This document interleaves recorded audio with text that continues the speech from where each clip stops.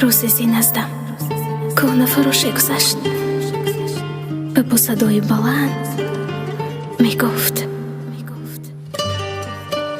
چیزهای کهنه و شکسته دارید؟ میخرم.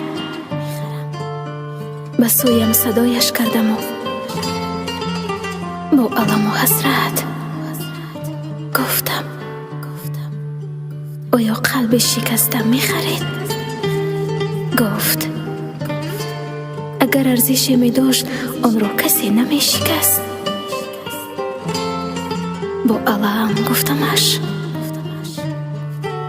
این شکستن ها مرا خسته کردند. گفت اگر خواهی جوان بمانی درد دلت را به کسی بگو که دوستش داری و دوست دارد.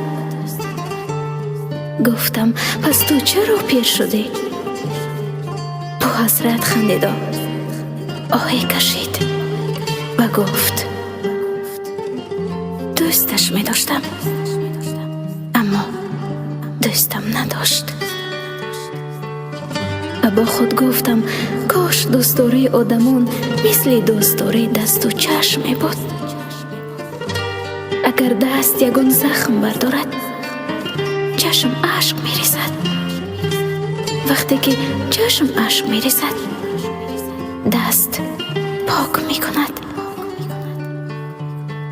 از این سوزش ها و ناله هایم حتی دل سنگ آب شد و خود را همدردم ساخت. برایش گفتم این چی درد است که مرا می سوزاند؟ سنگ گفت درد عشق است. گفتم درمانش چیست؟ گفت درد عشق درمانی ندارد. از او پرسیدم چرا انسان نشدی تا که مرا درک کنی و عاشق می شدی؟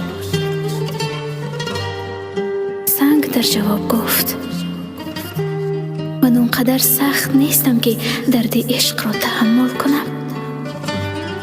به خود گفتم پس دل من از سنگ دیده سخت بود است که و این همه درد جانسوز نگاه نکرده تا به حال می تپد.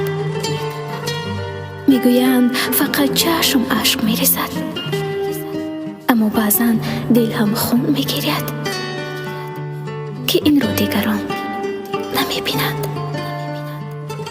وجود انسان بعضا مثل آتش می سوزد ولی این را کسی احساس نمی کند. ولی گریه کردن با معنای ناتوانی انسان نیست بلکه نشانه از درد است که تحمل نکردنی است. با وجود این همه چشم ها می توانند گریه را از یاد ببرند.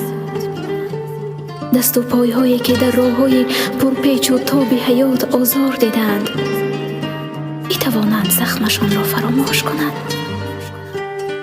اما